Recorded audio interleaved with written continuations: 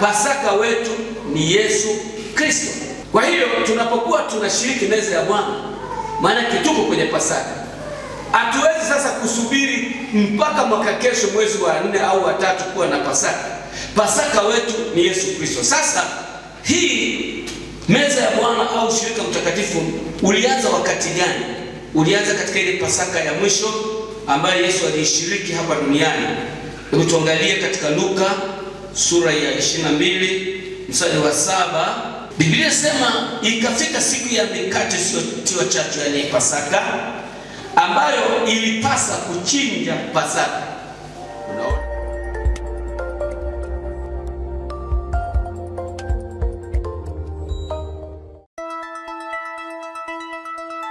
Hapa niseme nanyi kidogo. Tulio ndani yake kwa salama.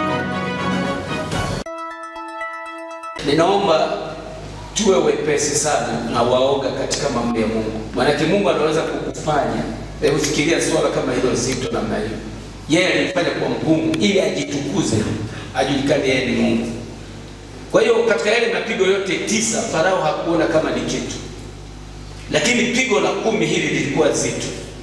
Maana Bwana alisema ataua kila mzaliwa kwanza wa Misri. Toka katika kiti cha enzi cha Farao mpaka yule anayesaga kwa jio chini hapo maskini yule. Na si hiyo tu wanadamu tu, lakini ataua hata wanyama wazaliwa kwanza wote. Na Bwana akasema hakutakuwepo na nyumba ambayo hakutakuwa na kilio katika nyumba hiyo. Yaani hakuna mtu atakayeenda kwa jirani mwenzake. Yaani ikiwa na maana kwamba hata kama wewe ni mtoto wa baba, hutaenda kulia kwa baba yako, manake na utakuwa na kilio. Ilikuwa jambo zito sana. Manake kama wewe umepata watoto na wewe na mtoto wa kwanza aliyezaliwa, na wewe utakuwa na kilio. Lakini ubaya ni kwamba kama wewe na wewe ulikuwa mzaliwa wa kwanza, na wewe utakuwa umekufa. Hebu angalia hilo. Na kama mke wako naye alikuwa mzaliwa wa kwanza, naye atakuwa amekufa. Kwa hiyo ilikuwa ni msiba ambao ni wa aina yake ambao hauna mfano. Wamisri walipopatwa na jambo hili waliwaita, wakamwita Musa. Maana wakati huo tayari Farao alikushamwambia Musa, usije ukaniona tena katika lile pigo la mwisho la 9. Kuniona mimi sura yangu utakufa. Kwa hiyo ilibidi amuite Musa kwamba njoo. Akamwambia nendeni, chukueni kila kitu, mali zenu, watoto wenu na kila kitu. Lakini Mungu alimwambia Musa, mtawateka nyara. Manake mtawaomba kila kitu cha thamani. Nipe mkufu wa dhahabu ulio nao. Anatoa tu. Maana anasema tumekwisha. Nipe hiyo sufuria nzuri. Wanasema chukua tu. Unataka na kingine kipo, wewe chukua chochote unachotaka. Wakatoka kama jeshi wakiwa na ushindi mkubwa mno, wakimtukuza Mungu. Haikuwa jambo la kawaida, lilikuwa jambo zito. Katika usiku huo mwanakondoo aliuawa katika kila nyumba ya Myahudi, na damu yake ikanyunyizwa kwenye mimo ya milango ili kuokoa familia hiyo na malaika wa mauti. Alikuwa ametumwa kuangamiza wazaliwa wote wa kwanza wa Misri. Waliambiwa wachinje mwanakondoo, lakini huyu mwanakondoo alikuwa na masharti. Asiwe na ila, yani asiwe na kasoro. Maana huyu mwanakondoo alikuwa tu kivuli cha Yesu Kristo. Kwa hiyo Yesu Kristo hakuwa na dosari wala kasoro katika maisha yake. Kwa hiyo walitakiwa wamle huyu mwanakondoo, na wakiwa wamevaa silaha, wamefunga vizuri tayari kwa safari. Maana usiku ule ulikuwa ndio usiku ambao wanaondoka, na Biblia inasema ndio ilikuwa siku ya kwanza, watakayehesabu siku ya kwanza katika maisha yao. Siku ya kwanza ni kama jinsi tunapookoka, maisha yetu yanaanza kuwa ya maana siku tunapookoka na kuwa kiumbe kipya. Kwa hiyo ilikuwa ni siku yao ya kwanza watakayohesabu katika mwezi na mwaka. Wameanza safari, na wewe najua umeanza safari. Sielewi kama unaendelea nayo kiasi gani mpaka saa hizi. Mimi nina hofu sana na maisha ya kanisa la mwisho, kwa sababu wengi hawaonyeshi kumaanisha katika hizo dakika za mwisho. Na mimi ninaogopa, naona kuna uwezekano watu wengi kubaki katika dhiki kuu. Na hakuna faida yoyote mtu kuokoka alafu baki katika dhiki kuu, kwa sababu hao watateswa zaidi. Maana kwanza walikemea mapepo na kuyasumbua, na walijifanya watu wa Mungu.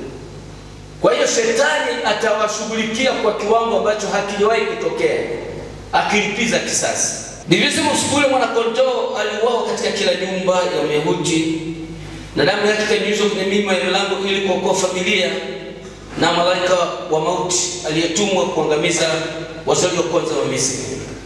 Na mwana-kondoo huyu alitakiwa kuokwa. Kuokwa manake ni kuchomwa moto. Achomwa moto, sio kupika, achomwa moto. Na hata baada ya kumla, kama ingetokea kwamba hawakummaliza, wakusanye mifupa yake na chochote kilichobaki kichome moto kiishe, ikiwa na maana inawakilisha Yesu atakavyokufa msalabani, atakavyotoa uhai wake wote. Kwa hiyo akaokwa. Kuokwa ni maumivu. Kama ingekuwa nyama inaongea, inapochomwa na moto mkali inajisikia vibaya. Ndio maana Petro anasema msione vibaya au ajabu majaribu yanayowapata kama moto wajaribu. Majaribu mara nyingi yanapokuja kwetu kama moto, yanachoma. Ndio mateso aliyopata Yesu Kristo pale msalabani, akanywa kile kikombe, akaokwa. Huyu ni mwana-kondoo aliyeokwa. Tukio hili la kihistoria lilikuwa ni kivuli cha historia, kilikuwa ukombozi wa watu wa Mungu kutoka kwenye utumwa wa dhambi ambao ungelifanywa na Yesu Kristo pale msalabani, yani Kalvari. Kilikuwa ni kivuli tu, kilikuwa kinawakilisha. Maana Yohana anamuona Yesu, Yohana Mbatizaji anamuona Yesu anatembea, anasema tazama mwana-kondoo wa Mungu achukue dhambi za ulimwengu. Hiki kilikuwa ni kivuli tu. Kondoo alikuwa ni kivuli tu, lakini mwana-kondoo halisi alikuwa ni Yesu Kristo, ambaye Biblia inasema yeye alichinjwa kabla ya kuwekwa misingi ya ulimwengu. Alichinjwa kabla ya kuwekwa misingi ya ulimwengu. Mungu ni Mungu anayejua yote tangu mwanzo hadi mwisho. Alijua kwamba atamuumba mwanadamu, na alijua mwanadamu atamwasi, ataanguka. Lakini kwa upendo wa Mungu alifanya ukombozi tayari kabla mwanadamu hajazaliwa wala hajaumbwa. Yesu Kristo mwana-kondoo halisi akachinjwa kabla ya kuwekwa misingi ya ulimwengu.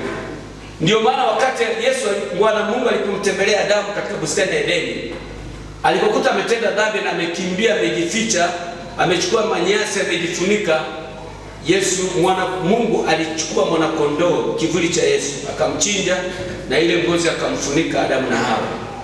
Kwa hiyo mwana-kondoo Yesu Kristo alichinjwa kabla ya kuwekwa misingi ya ulimwengu. Kwa hili tukio la historia lilikuwa ni kivuli au ishara ya ukombozi kwa watu wa Mungu kutoka kwenye utumwa wa dhambi ambao ungefanywa na Yesu Kristo pale msalabani.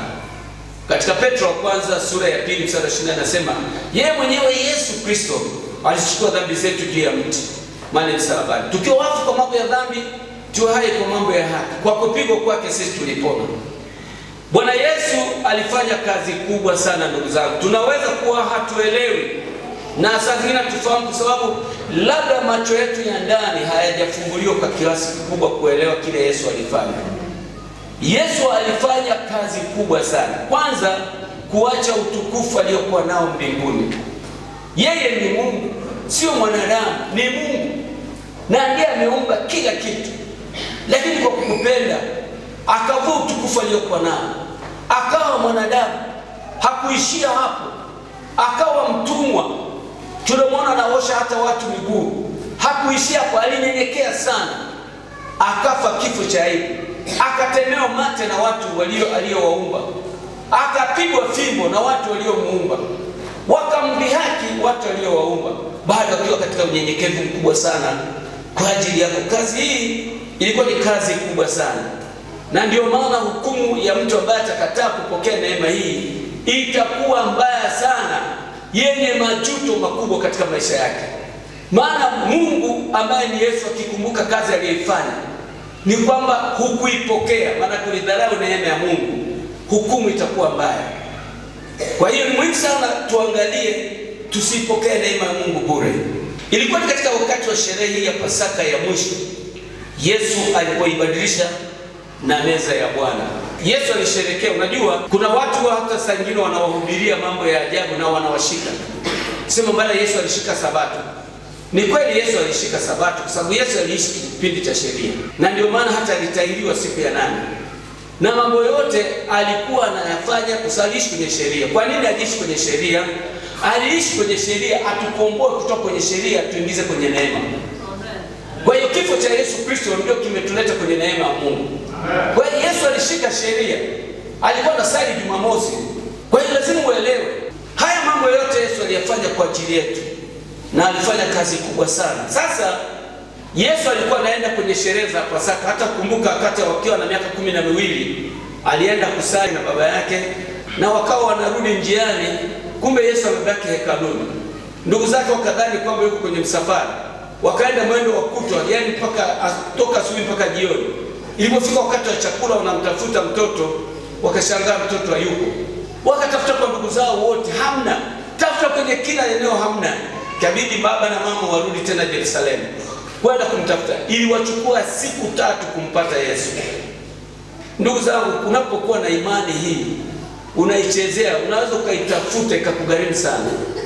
Siku 3 ni ukamilifu wa Mungu. Mungu Baba, Mwana na Roho Mtakatifu. Siku ya 3 ndio alipata Yesu. Akiwa anaongea na makuhani kanisani. Au leo tungeita, au sisi tunaita kanisani leo, lakini wakati huo kunaitwa hekalu. Wakamuuliza, mtoto wetu mbona umetutabisha hivi? Siku 3 roho zetu zinateseka kukutafuta. Akasema, kwani hamkujua imenipasa kuwepo katika nyumba ya babangu? Mimi niko hapa kwa sababu kazi yangu ni lazima niishi katika nyumba ya babangu. Kwa tunatakiwa kuishi ndani ya nyumba ya Mungu, tusichoke. Tusione kwamba safari imekuwa muda mrefu sana kama safari ya jangwani. Watu wakafa moyo kwa sababu ya ile safari. Wakavunjika maana waliona safari imekuwa ndefu mno. Safari hii haijawa ndefu. Kuna watu wamewahi kusafiri na Bwana. Wakina Henoko katembea na Bwana miaka 300. Wewe umetembea na Bwana miaka mingapi? Pengine hata miaka 40 haijafika. Lakini kuna watu wametembea na Mungu miaka 40. Mpaka Mungu akamwambia Henoko, twende nitembelee nyumbani. Alipofika kule akamwambia, kwa kweli, kwa jinsi unavyonipenda, sioni sababu ya kukurudisha tena kule duniani. Henoko yuko mbinguni akiwa amekaa na mwili ule aliokuwa nao, mwili wa damu na nyama, kama wewe ulivyo hivi. Alitembea na Bwana, akatembea na Bwana miaka 300, hakusikia kuchoka wala kukinai. Lakini leo tunaokoka miaka 5, watu wamechoka na safari ya Yesu. Wanaona kazi ni udhia tu. Watu wanataka vitu rahisi. Watu wanatamani mambo rahisi tu. Ndugu zangu, kuna watu wamelipa gharama kubwa. Hawa manabii unaowaona leo, tunasikia habari zao, walioandika hivi vitabu, walipata shida kubwa sana maishani mwao.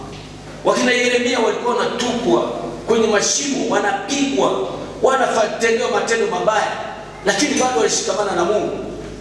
Wakina Bartolomeo, hao watu ambao walitolewa ngozi wakiwa wazima, wanapigwa kwa ajili ya kukaa na imani. Wanatolewa ngozi nzima, mtu anakaa siku nzima hana ngozi hii, na bado anahubiri Yesu mpaka anakufa baada ya siku nyingine akiwa anahubiri Yesu msalaba. Pale amenyolewa ngozi zote, ametolewa, hana ngozi hii ya kibinadamu. Amepigwa bakora, ngozi yote imetoka, lakini bado anahubiri watu. Kuna watu wamefanya mambo makubwa. Kuna watu wamefanya mambo ambayo yanashangaza.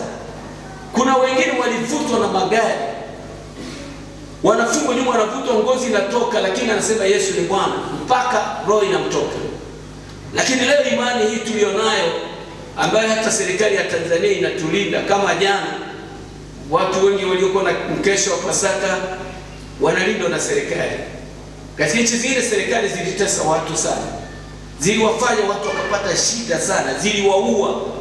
Lakini leo sisi tunalindwa, tunatetewa. Nchi zingine hakuna kwenda kanisani kama hivi. Nenda hata hapa China, huwezi kufanya kitu kama hicho. Wakati fulani nilikuwa pale Khartoum, nikawa nasoma Biblia hivi, nimekaa kwenye ndege nasoma hivi. Mtu mmoja akaniambia, wewe ukishika na hii Biblia hapo chini hapo, utakuwa vipande vipande hapo chini, hapa Afrika tu. Nikashangaa. Sasa angalia, je, Khartoum hakuna watu wa Mungu? Wapo. Kuna watu Khartoum wanaompenda Mungu pamoja na hali hiyo. Kuna watu wanaompenda Mungu hata kule Syria. Wakati mambo yote yanapita kule Syria, hata Irani wapo, hata China wapo, hata Urusi wapo. Mungu ana watu kila taifa. Wengine wanapata shida sana, lakini bado wanampenda Yesu. Kwa hiyo ni wakati ule wa sherehe ya Pasaka, Yesu alipoibadilisha na meza ya Bwana, akaanzisha meza ya Bwana. Hebu tuangalie ushirika mpya ambao Yesu aliuanzisha, ambao sisi tunaita Pasaka. Pasaka yetu ni Yesu Kristo, kulingana na neno la Mungu katika kitabu kile cha Wakorintho wa kwanza sura ya 5 na ule mstari wa 7. Biblia inasema Pasaka yetu ni Yesu Kristo. Mstari wa 7 inasema, basi jisafisheni mkatoe chachu ya kale, yani dhambi, mtoe dhambi mpate kuwa donge jipya, kiume kipya ndani ya Kristo, kama vile mlivyo hamkutiwa chachu.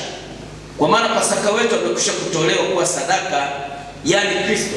Sadaka, Pasaka wetu ni Yesu Kristo. Hiyo tunapokuwa tunashiriki meza ya Bwana, maana tuko kwenye Pasaka. Hatuwezi sasa kusubiri mpaka mwaka kesho mwezi wa 4 au wa 3 kuwa na Pasaka. Pasaka wetu ni Yesu Kristo. Sasa hii meza ya Bwana au ushirika mtakatifu ulianza wakati gani? Ulianza katika ile Pasaka ya mwisho ambayo Yesu alishiriki hapa duniani. Hebu tuangalie katika Luka sura ya 22 mstari wa 7. Tutaangalia hapo. Biblia sema, ikafika siku ya mikate isiyotiwa chachu, yani Pasaka, ambayo ilipasa kuchinja Pasaka. Unaona hapo? Pasaka yoyote ilikuwa lazima watu wachinje mwana kondoo, kukumbuka jinsi Bwana alipowatoa wana wa Israeli pale utumwani. Ilipaswa chinjwe Pasaka. Akawatuma Petro na Yohana akasema, enendeni mkaniandalie Pasaka nipate kuila. Hapa Yesu anataka ale Pasaka. Tuona yeye ni ila ile Pasaka. Akawaambia, wataka tukuandalie? Wakamwambia, wataka tukuandalie wapi? Akawaambia, tazama, mtaingia mjini, mtakuta mwanaume akichukua mtungi wa maji, mfuateni mkaingia katika nyumba atakayeingia yeye. Kwa Wayahudi si kawaida mwanaume kubeba kitu kama mtungi. Kwa hiyo ina maana Yesu alikuwa anataka mahala sahihi, waelewe mahala sahihi. Wakimwona mwanaume ambaye si jambo la kawaida amebeba mtungi wa maji na anaenda mahala, wamfuate. Huyu mwanaume ni mtu mnyenyekevu sana, waende kwake tu, hata kataa chochote. Kwa hiyo ukimwona huyu mwanaume ambaye amebeba mtungi wa maji, mfuateni mkaingie katika nyumba yake. Tunahitaji unyenyekevu mkubwa sana kama watu wengine. Mwanaume anabeba mtungi, si kawaida Wayahudi kufanya hivyo. Kwa hiyo huyu hakuwa mwanaume wa kawaida, alikuwa ni mtu mnyenyekevu sana. Yesu anamwambia, mkimwambia lolote akisikia ni Bwana atafanya. Ninaomba tufike mahala pa kusikia kwamba Bwana akisema tutafanya, hakuna swali. Bwana amesema tutafanya. Kwa hiyo wakaingia katika nyumba yake.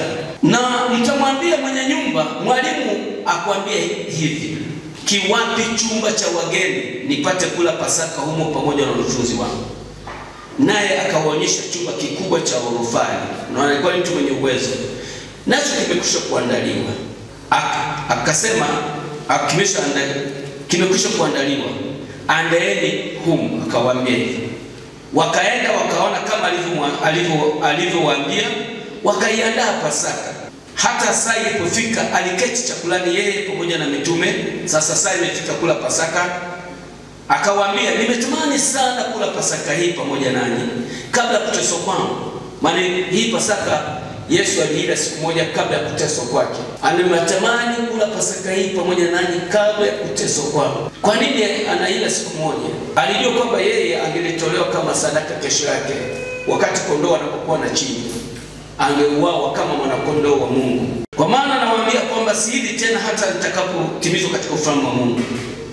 Sasa sikia, baada ya kula huyu mwanakondoo, sasa kinatokea jambo tofauti. Akapokea kikombe, akashukuru, akasema, anasema sasa tule Pasaka. Toaeni hiki mgawane ninyi kwa ninyi. Mgawane ninyi kwa ninyi. Maana nawaambia ninyi, tangu sasa siji tena mzao wa mzabibu hata katika ufalme utakapokuja. Akatoa mkate, akashukuru, akaumega, akawapa, akasema, huu ndio mwili wangu utolewa kwa ajili yenu, fanyeni hivi kwa ukumbusho wangu. Kikombe nacho vivyo hivyo baada ya kula, akisema, kikombe hiki ni agano jipya katika damu yangu iliyomwagika kwa ajili yenu. Walakini tazama, mkono wake yeye uliyemsaliti uko pamoja nami uko nami mezani. Sasa unaweza kuona Yesu sasa badala ya kula mwana kondoo anatoa ule mkate, anawapa wanafunzi wake, sema, gawanyeni, muleni, huu ndio mwili wangu. Anachukua na kikombe, hii ndio damu yangu. Anaanzisha sherehe mpya inaitwa ushirika wa Bwana, meza ya Bwana. Kwa hiyo inaonekana katika Pasaka ile ya mwisho Bwana Yesu yeye na wanafunzi wake walikula karamu siku moja kabla wakati wake hasa pasipo mwana kondoo. Na kama walifanya hivyo kweli wake, sababu ni kwamba Yesu alikwisha kujua kwamba yeye mwenyewe wakati huo alikuwa mwana kondoo wa Pasaka, na kesho yake angetoa maisha yake wakati ule ambapo wanyama wanachinjwa kwa maandalio ya karamu inayofuata. Kwa hiyo baada ya kufa kwake Yesu Kristo, sikukuu ya Pasaka haikuwa na maana tena. Maana kila mwaka walikuwa wanatoa kondoo wanachinjwa, lakini Yesu yeye alitolewa kama mwana kondoo mara moja achukue dhambi za ulimwengu. Sio kama mwana kondoo wale wa kila mwaka wanachinjwa kwa sababu walikuwa na uwezo wa kuondoa dhambi. Kwa hiyo Yesu kila mwaka hawezi kuchinjwa, maana Yesu sio kama kondoo wa Kiyahudi. Yeye ni kondoo ambaye ni wa Mungu, mwana kondoo wa Mungu. Mungu anatoa dhabihu safi kamilifu. Mpe Yesu makofi mengi.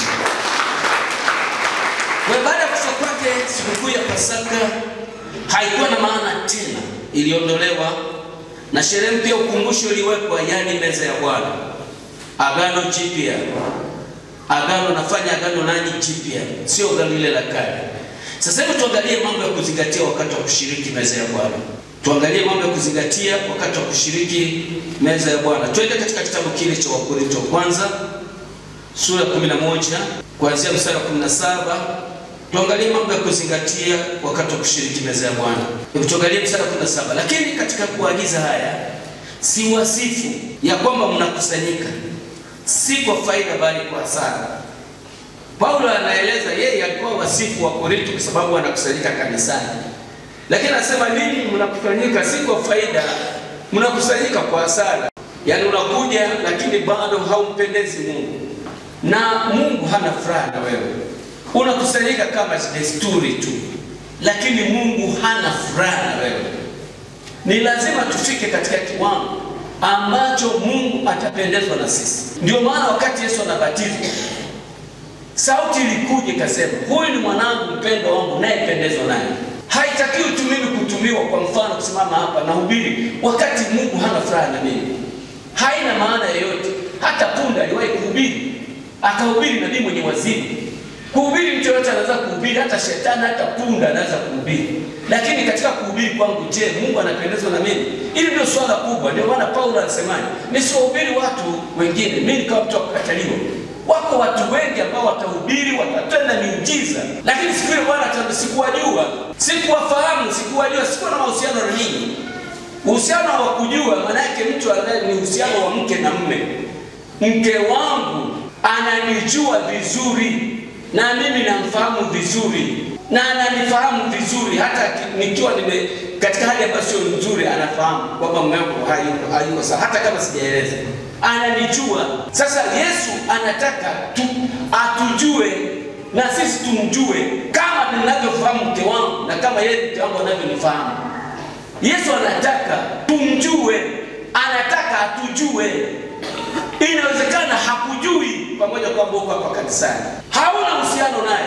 Unajua uhusiano wa wanandoa ndio unatakiwa uhusiano wa Kristo na kanisa.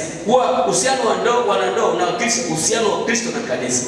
Mimi ninafahamika vizuri sana kwa mke wangu, na wewe unafahamika vizuri sana kwa mke wako, na mume wako anakufahamu vizuri, anakujua mpaka udhaifu wako ulio nao. Hata anajua unapenda ule nini, anafahamu, anakujua, ameishi na wewe miaka yote, anakujua.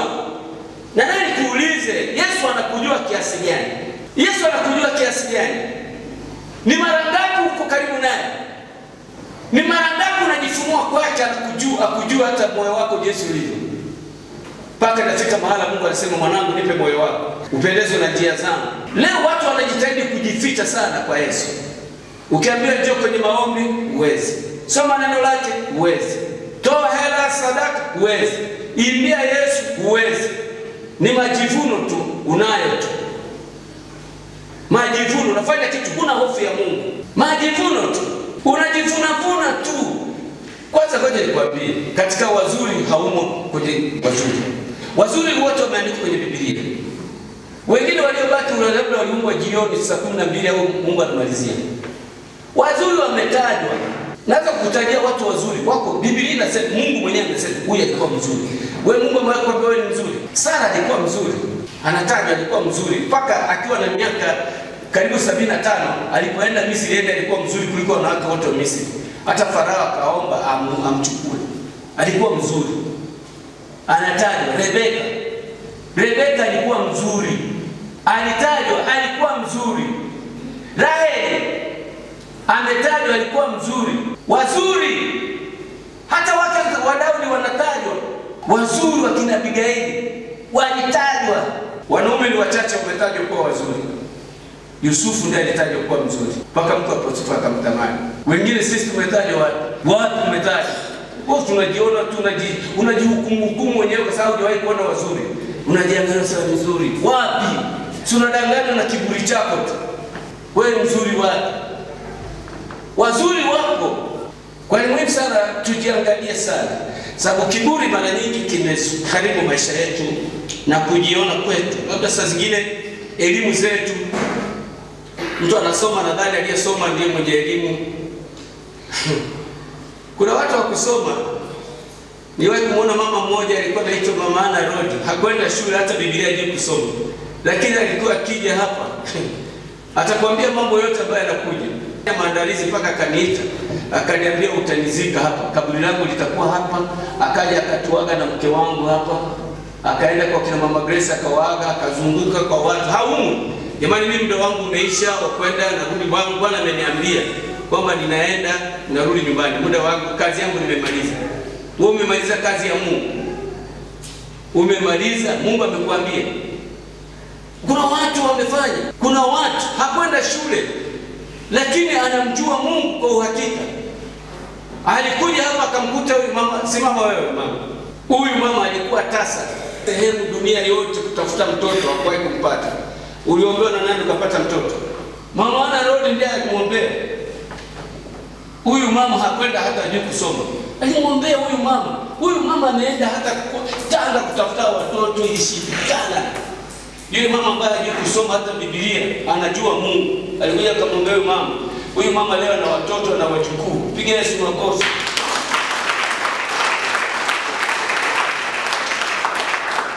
Kuna watu unasema mimi nimesoma nina PhD. PhD ni kitu gani takataka? Kisha somo unasema hakuna Mungu. Na watu wengine wanajivuna sema tunaongea Kiingereza. Kiingereza kwani ni lugha kama lugha gani? Si kama Kijaruo tu. Unajua kwa nini Kiingereza kina umaarufu? Ni kwa sababu Waingereza wazungu wale wa mishonari wa kwanza waliokuja kuleta habari njema walikuwa Waingereza. Wakina Livingstone wale walioleta habari njema Afrika walikuwa Waingereza. Lugha yao walitumia kueneza habari njema. Ndio maana Mungu akaipromote hii lugha ikawa lugha kubwa maarufu duniani. Sasa Kijaruo kitajulikana wapi? Eti wanacheza wanasifu wanawake na wanaume. Unafikiri lugha kama hii itasifiwa itaenda wapi? Kwa kule wanachezea kusifu kwamba waliua Wamasai wakachukua ng'ombe zao. Hii lugha itakuwa ovyo sana. Ndio maana unaweza kutata mkuli aweze kuhubiri Kikuyu. Basi nilienda nikaoa Masai 10 wanawake wanapiga vigelegele. Hii lugha inaweza kubarikiwa hiyo lugha. Chafu kabisa hiyo. Kiswahili kilifanya biashara ya kuuza wanadamu. Mungu aliinua lugha ya Kiingereza. Ilipeleka habari njema dunia nzima. Bwana akainua hii lugha. Kwa hiyo ukiongea Kiingereza sio kwamba umesoma sana. Kiingereza na Kijaruo ni lugha sawa. Lakini hii lugha ilitumika kwa usahihi. Mambo ya kuzingatia. Siwezi kuwasifu kwa sababu nakusanyika. Basi mkutanikapo haiwezekani kula chakula cha Bwana.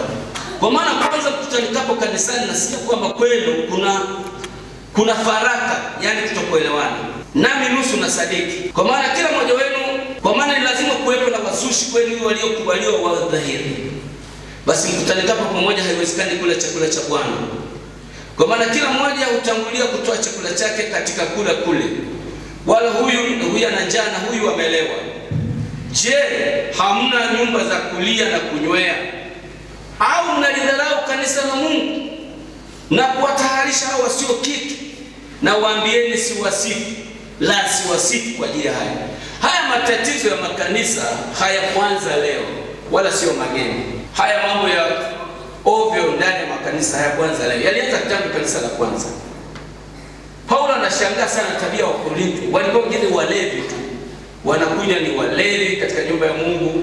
Wengine wanajisifu, wengine wanakuja na vyakula vizuri sana. Hasa wakimaliza wanakaa na familia zao pale wanakula kuku za maana. Watu wengine wanapita na njaa tu hawakaribishi. Kama hamwezi kula meza ya Bwana kwa hali hii. Ninyi bado ni wanadamu. Bado mmejaa binadamu. Hamjafikia kiwango cha kuwa watu wa Mungu. Mnakusanyika kwa hasara. Siwasifu hata kidogo. Hamna sifa za kushiriki meza ya Bwana. Kwa maana mimi nalipokea kwa Bwana. Sasa hapa Paulo anaeleza huu ufunuo alipokea kwa Bwana. Maana katika ile meza ya Bwana ya kwanza, wakati Yesu anashiriki na wanafunzi wake 12, Paulo alikuwa hajaokoka. Alikuwa bado ni mtu ambaye hajaokoka. Kwa hiyo hakuwepo. Lakini Paulo ndiye aliyepewa ufunuo moja kwa moja na Bwana. Kwa maana mimi nami nalipokea kwa Bwana yale niliyowapa ninyi, ya kuwa Bwana Yesu usiku ule alipotolewa alitoa mkate, na kisha kushukuru akaumega akasema, huu ndio mwili wangu ulio kwa ajili yenu. Fanyeni hivi kwa ukumbusho wangu. Na vivi hivyo baada ya kula chakula akakitoa kikombe akasema, kikombe hiki ni agano jipya katika damu yangu. Fanyeni hivi kila mlapo kwa ukumbusho wangu. Maana kila mlapo mkate huu na kukinywa kikombe hiki mnatangaza mauti ya Bwana hata ajapo. Fanyeni hivi kwa ukumbusho wangu. Ukumbusho gani? Hili ndio jambo ambalo nataka kila Mkristo aanze kulitafakari. Tunakumbuka nini? Mkumbuke mauti yangu. Mauti ilifanya nini? Mauti ya Yesu ilikuwa na maana gani kwetu sisi wa Kristo? Yesu anataka tunaposhiriki katika meza ya Bwana tujue kwamba alikuja hapa duniani. Tufahamu, tukumbuke kuja kwake hapa duniani mara ya kwanza. Alikuja kufanya nini? Kuwaokoa watu na dhambi zao. Lakini tukumbuke kwamba alikufa msalabani na akafufuka. Lakini pia tukumbuke alipaa kaenda kwa Baba. Lakini tukumbuke kwa atarudi mara ya pili kuja kutuchukua tena. Kwa haya mambo hayatakiwi yafutike katika maisha yetu. Na haya huwa tunayafanya wakati tunapokuwa tunamega mkate na kunywa kikombe. Asema, maana kila mlapo mkate huu na kukinywa kikombe hiki mwatangaza mauti ya Bwana hata ajapo. Basi kila alaye mkate huu na kukinywa kikombe hiki cha Bwana isipostahili atakuwa anajipatia hatia kwa mwili wa damu ya Bwana. Lakini mtu ajihoji mwenyewe na hivyo ule mkate na kukinywa kikombe. Maana alaye na kunywa hula na kunywa hukumu ya nafsi yake, na kwa kutokupambanua ule mwili. Kwa sababu hiyo wako wengi kwenu walio hawawezi, yani ni dhaifu, hawawezi, yani ni wagonjwa na dhaifu kiroho na kimwili. Na watu kadha wa kadha wamelala, yani wamekufa kabla wakati wao. Kwa hiyo muhimu sana kuelewa meza ya Bwana ina maana kubwa sana katika maisha yetu. Kwa tunaona katika kitabu hiki Mtume Paulo anazungumzia kuhusu ufunuo aliopewa na Yesu katika meza ya Bwana. Maelezo aliyopewa na Bwana kuhusu namna kushiriki katika hii meza ya Bwana. Na sasa anawaandikia wa Korintho na kueleza kuwa wengi wao, sio wachache, wengi wao, na hili ni jambo ambalo hata leo katika kanisa wengi wa watu huwa hawawezi. Tunashuhudia watu wakiwa wagonjwa humu kanisani. Lakini ukweli kwamba nyumba ya Mungu ni nyumba ya uponyaji. Tukiingia lazima tupone. Lakini kwa nini watu ni wagonjwa? Hawajui kupambanua mwili wa Yesu Kristo. Sasa tunapambanua mwili wa Yesu Kristo, taeleza maana kupambanua kwa muda mfupi. Lazima tuelewe mwili wa Yesu Kristo maana yake ni nini. Tupambanue huu mwili wa Yesu Kristo, ule mwili wa asili, ule wanyama aliokuwa nao hapa duniani. Ulikuwa namna gani? Ulifanya nini kwa ajili yetu? Lakini pia tupambanue mwili wa kiroho wa Yesu Kristo ambaye ni kanisa lake. Kwa sababu kanisa pia ni mwili wa Yesu Kristo wa kiroho. Lakini pia lazima tujue huu mwili wa Yesu Kristo wa kiroho unafanyaje kazi na namna gani tunaweza kuhusiana nao vizuri. Lakini kinyume chake leo tunasemana vibaya. Tunasemana vibaya sisi wenyewe kwa wenyewe. Tunatendeana mabaya sisi wenyewe. Wakati ni mwili ule mmoja. Leo haiwezekani mkono wangu huu ukachukua panga na kusema sina haja na mguu. Ukaanza kukata mguu. Ukaanza kukata sijui na masikio. Baada ya muda mwili utakufa, utakuwa dhaifu, utakufa. Kwa ndio mambo ambayo yametokea, watu wengi hawajui. Hawajui ndugu yako aliye karibu na wewe ni wa muhimu sana. Bila wewe huwezi kuwa salama. Mara nyingi nimefanya uchunguzi huu ndani kanisani. Sasa ngine nakuja huu ndani. Kuna watu wengine sisi tunalala, labda kama mimi tunalala tu tangu Januari. Tunakuja Jumapili asubuhi, Jumatano jioni, Ijumaa. Kuna watu wanakaa huko kanisani, wanaomba usiku kucha, wanafunga. Ndio maana bado huko wewe hapa. Wanalilia Mungu, kumbuka watu wako. Mkumbuke mchungaji, mpe mchungaji ujumbe. Kuna mtu anakaa huko ndani, anamlilia Mungu. Kumbuke mchungaji. Mpe ujumbe. Nikija nikuuliza sema mchungaji sikiza na kuhubiri jamani. Kumbe kuna mtu anafanya kazi. Wewe unamdharau. Na pengine hata hajulikani. Kuna viungo vingine ambavyo ni vya muhimu sana lakini havionekani. Kwa mfano, unajua unaweza ukaishi. Mtu anaweza kuamua kukata haya masikio yote na bado ukaishi. Hata hii pua mtu anaweza kuiondoa. Utakuwa tuna sura mbaya lakini bado unaweza ishi. Watu wanaweza kutoa hata haya macho yote na bado ukaishi. Utakuwa na sura tu mbaya lakini unaishi. Hata huu mdomo anaweza kutoa ukawa unacheka masaa yote lakini bado utaishi. Hata hii mikono watu wanaweza kukata yote. Hata hii miguu wanaweza kuondoa na bado ukaishi. Lakini kuna vitu vikiondolewa kuishi. Hebu wajaribu kuondoa hii kama utaishi. Au waondoe figo. Au waondoe moyo. Hivi vitu uvione. Unaweza kuona havina maana yote. Viondolee uone kama utaishi wewe. Utakufa saa hiyo hiyo. Kuna watu ndani ya kanisa hili hawaonekani kama wapo. Nikwambie, hao watu wanatufanya leo kanisa hili lipo hapa. Hao watu wanatufanya nyumba ya Mungu inaendelea. Acha kudharau watu. Acha kudharau watu. Acha kujiona. Acha kabisa. Kuna watu wananijia pale, hata wengine ni wadogo, siwezi kuwataja. Mchungaji niombe mkono. Nataka kuomba siku ngapi? 7. Anakuja analia. Anakulilia maana alisha kuona katika ulimwengu wa kiroho kama Mungu anataka kukuua. Anamkulilia. Sema Mungu msamehe huyu. Bado nataka kumuua. Msamehe. Alafu pia hakuna cheza, unacheza. Kumbe ulikuwa karibu uwawe na Mungu. Kuna mtu amefunga siku 7 hajala, ndiye amekufanya leo huko hapo unapumua. Alafu unatembea kama dunia hii au unaikana. Unaihurumia hii dunia, ikikuhurumia sikutafuna sana wakati umekufa. Tembea pole pole. Unajisikia kweli kweli. Acha kabisa. Nataka tutambue mwili wa Yesu Kristo. Kwa sababu hiyo watu wengi wamekuwa hawawezi na dhaifu, na watu kadha wameshalala, yani wamekufa kabla wakati wao, kwa sababu walishindwa kupambanua mwili wa Yesu Kristo. Sasa sikiliza, mambo haya ni muhimu sana. Kanisa la Kristo na mahala pamoja, yani kama hili linaitwa kanisa la Kristo na mahala pamoja, na kanisa la kiulimwengu la Yesu Kristo, kupambanua vizuri mwili wa Yesu Kristo. Kanisa la mahala pamoja hapa inatakiwa tufike mahala tupambanue vizuri mwili wa Yesu Kristo maana yake ni nini. Lakini pia kanisa la Mungu kiulimwengu, tuna kanisa la Mungu kiulimwengu, sio hii kitindo kanisa la Mungu. Kuna kanisa la Mungu China, kuna kanisa la Mungu India, kuna kanisa la Mungu kule Marekani. Hilo lote kanisa la Mungu ni wale wote waliookoka wakamwamini Yesu kama Bwana Mwokozi wao wakazaliwa mara ya pili. Hilo linaitwa kanisa la Mungu kiulimwengu. Ni muhimu sana kupambanua. Kuna njia mbili za kupambanua mwili wa Yesu Kristo kama inavyofundishwa na Mtume Paulo. Kwanza ni kupambanua mwili wa asili wa Yesu Kristo. yani ule mwili wa nyama aliyokuwa nao hapa duniani. Pili ni kupambanua mwili wa Yesu Kristo kiroho ambao ni kanisa lake hapa duniani. Lazima tupambanue. Hebu tuangalie maana neno kupambanua. Maana kupambanua ni kuelewa. Yani lazima, tunaomba utulivu. Ni lazima tuelewe mwili wa Yesu Kristo. Tuelewe mwili wa Yesu Kristo wa halisi, ule wa nyama. Tuelewe mwili wa Yesu Kristo wa kiroho. Maana nyingine ya kupambanua ni kutambua. Lazima tutambue huu mwili unafanyaje kazi. Ule mwili halisi wa Yesu wa nyama ulifanya nini? Ulikuwa namna gani?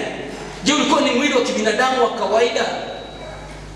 Je, na wenyewe ulikuwa na kasoro na mapungufu kama miili yetu? Ni lazima pia tuweze kutambua mwili wa kiroho wa Yesu Kristo unavyofanya kazi. Neno kupambanua ni kufahamu, kuona na kuelewa. Ni kuwa na mtazamo katika mwili wa Yesu Kristo. Hiyo ndio maana ya kupambanua. Bwana tusaidie sana. Hebu tuangalie dakika hizi chache, nataka niwaache mapema. Hebu tupambanue mwili wa asili wa Yesu Kristo, ule mwili wa nyama aliokuwa nao hapa duniani. Neno la Mungu linasema ule mkate tumegawa si ushirika wa mwili wa Yesu Kristo. Ule mkate si ushirika wa mwili wa Yesu Kristo. Kikombe kile cha baraka tukibarikicho si ushirika wa damu ya Yesu Kristo. Kwa hiyo kikombe cha Bwana ni kikombe cha baraka kama tukikielewa vizuri, na mkate na damu vinahusisha ile gharama aliyoilipa Yesu Kristo pale msalabani. Ule mkate na kile kikombe au ile damu huwa vinahusisha ile gharama aliyoilipa Yesu Kristo pale msalabani. Nataka nizungumze kidogo kuhusu hii, taruka hapa, nitakuja kuelezea vizuri. Sikiliza vizuri. Hebu tuangalie hiyo mkate kwanza. Tupambanue mkate ambao ni mwili wa Yesu Kristo huo. Tupambanue ule mwili wa asili wa Yesu Kristo, ule wa nyama, damu na nyama. Tunapomega mkate, tunapambanua, tunaelewa na kutambua na kuwa na mtazamo katika ukweli kwamba mwili wa Yesu Kristo ulikuwa mkamilifu, yani bila doa, bila dosari. Lazima uelewe hilo. Mwili ule haukuwa na dhambi, ingawa ulikuwa ni mwili wa kibinadamu, wala haukuwa na uharibifu. Lazima utambue. Na mwili huu uliandaliwa na Mungu mwenyewe ndani ya tumbo la Bikira Mariamu kwa nguvu za Roho Mtakatifu. Huu mwili uliandaliwa na Mungu. Haukuwa mwili wa kibinadamu. Mimi na wewe tumezaliwa na mwili wa kibinadamu. Ndio maana tunafanana na wazazi wetu. Unafanana baba na mama, aidha baba au na mama, au unafanana na wazazi wote huku na huku. Lakini Yesu Kristo mwili wake ule alizaliwa na bikira bila kutembea na mwanaume yeyote.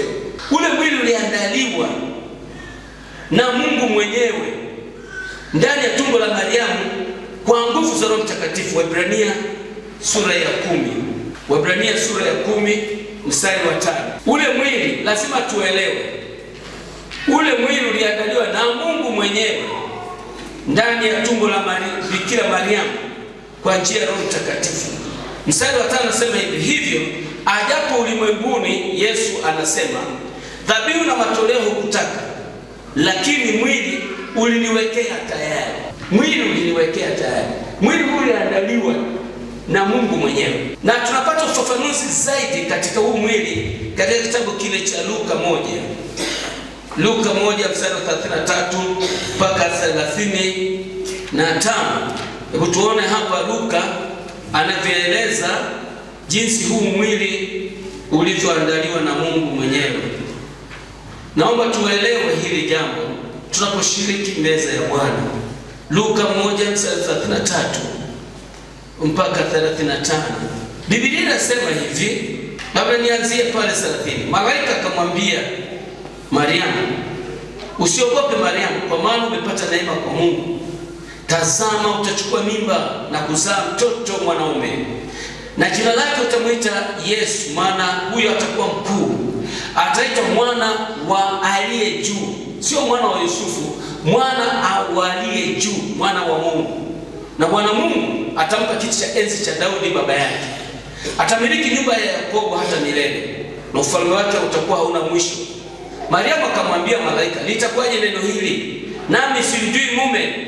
Malaika akajibu akamwambia, Roho Mtakatifu atakuijilia juu yako, na nguvu zake aliye juu zitakufunika kama kivuli. Kwa sababu hicho kitakachozaliwa kitaitwa kitakatifu, mwana wa Mungu.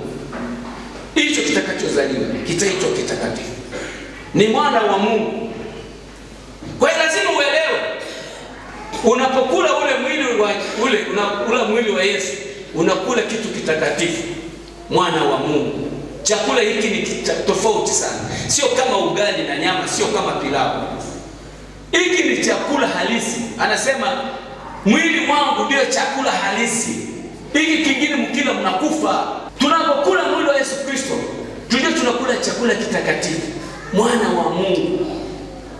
Uwezi kula mwana wa Mungu kama mgonjwa.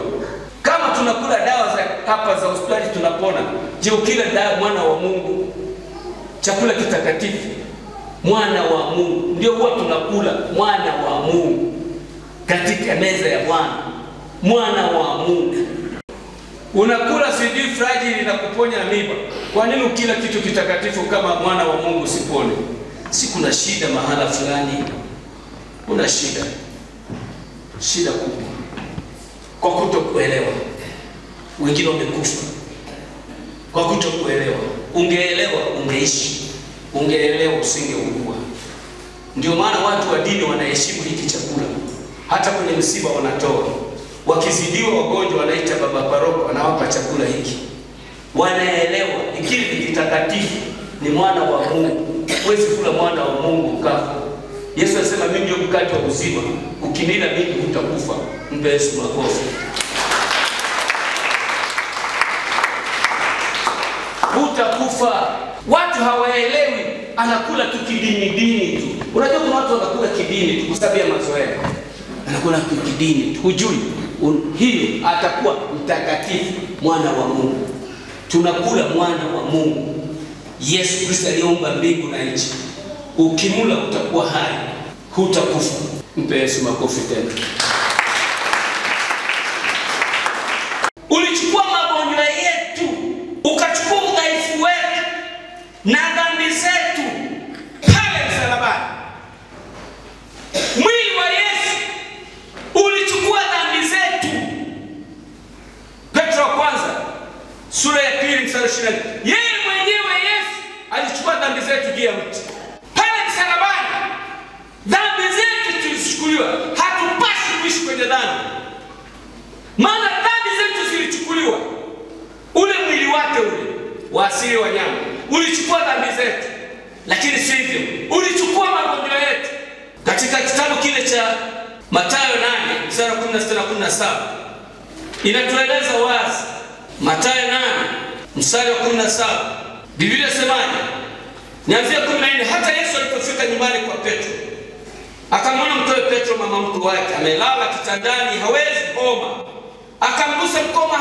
Akamgusa mkono hema, akamwacha na akaondoka kawatumikia. Hata ilipokuwa jioni, wakamletea wengi waliokuwa na mapepo, akawatoa mapepo kwa neno lake, akawaponya wote waliokuwa hawawezi, ili litimie lile neno lililonenwa na nabii Isaya, akisema mwenyewe aliutoa udhaifu wetu na kuyachukua magonjwa yetu. Yesu alichukua magonjwa yetu. Lazima tujue udhaifu maana yake ni maumivu. Kuna watu wengine hapa wako na maumivu. Kuna watu wako na magonjwa. Tunaposhiriki meza ya Bwana, lazima ujue Yesu alichukua magonjwa yako. Ina maana kwamba tunaposhiriki meza ya Bwana huwa kuna uponyaji ndani ya meza ya Bwana. Mpe Yesu makofi. Isaya alimuona Yesu kazi atakayefanya miaka 714 kabla Yesu hajazaliwa. Akaona kupigwa kwa Yesu, sisi tumepona. Akaona jinsi kama mwana kondoo anayechukuliwa kwenda kuchinjwa, hafunui kinywa chake wala halalamiki, amenyenyekea tu. Akaona Yesu atakapokuwa anatemewa tamate, hajibu chochote, ni kama mwana kondoo tu anaenda kuchinjwa, hajitetei kwa ajili yetu. Aliona mbali Sasa lazima upambanue, uelewe kwamba mwili wake ule wa nyama ulishukua magonjwa yetu, ulishukua udhaifu wetu na magonjwa yetu na dhambi zetu pale msalabani. Lakini sikiliza hii, nitamalizia hapa, nitakuja niendelee. Tunataka kupambanua kwamba mwili wake ulipigwa fimbo 39 kulingana na kuvunjwa kwa sheria ya Torati kwa ajili ya uponyaji wetu, na kwa kupigwa kwake sisi tumepona. Yesu alipigwa fimbo 40 kasoro moja. Kwa wakati wa mtihani niliwahi kuwaambia hili, kulitunga hilo katika Torati. Torati ilikuwa inasema hivi: mtu akiwa mwovu sana achukuliwe na wazee, apelekwe nje, apigwe fimbo na wazee, lakini zisizidi 40. Zisizidi 40. Anaweza kupigwa mmoja mpaka 40, lakini zisizidi 40. Sasa walipokuwa wanapiga wanahesabu 1 2 3 4 5 6.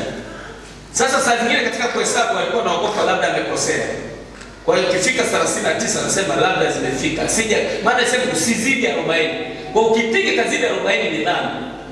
Kwa hiyo wakawa wanaacha moja kwa tahadhari kwamba isije nilipohesabu nimekosea. Nisije kampiga 41. Maana Biblia inasema apigwe 40, isizidi 40. Kwa hiyo walikuwa wakifika 40, wakifika 39 wanaacha moja kwa tahadhari wasitende dhambi. Sasa Yesu alipigwa fimbo naye 39. Na ungeuliza madaktari hawa duniani kwamba kuna magonjwa aina ngapi duniani, yana makundi mangapi, watakueleza yana makundi 39. Kwa maana kwamba kwa kila ugonjwa Yesu alipigwa. Hakuna mtu atakaye kuwa mgonjwa hapo, wote tunatakiwa kuwa na uzima. Tena sio uzima, unatakiwa uwe na uzima tele, uzima. Na huu uzima si uzima wa kawaida, uzima wa Yesu mwenyewe. Uzima wa Mungu ndio tunatakiwa nao. Mpige Yesu makofi ya kutosha. Ishia hapo.